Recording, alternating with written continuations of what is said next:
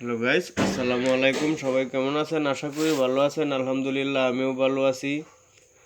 আরিফুলের চাচা কৃপণের অভিনয় করে আমার ভালো লাগে, কারণ আমার দাদা কৃপণ ছিল।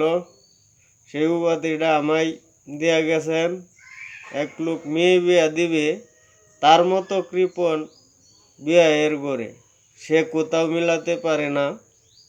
এটা আর এক কৃপণ লোক ছেলের বাবা জানতে পায় এবং দেখা করে বলে, আপনি কেমন কৃপণ, কেমনে চলেন? মেয়ের বাবা বলে, আমি পানির উজানে একটু গুড় ফেলি, বাটিতে দাঁড়িয়ে পানি খেয়ে পেট ভরি। ছেলের বাবা বলে, আপনার তো একটু গুড় পানিতে নষ্ট হয়, আমার তাও লাগে না। বলে, কেমনে?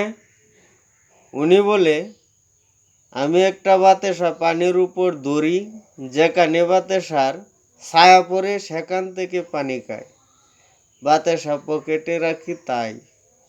পরে তারা আত্মীয়তার বন্ধনে আবদ্ধ হয়। এটাই ছিল এখনকার গল্প।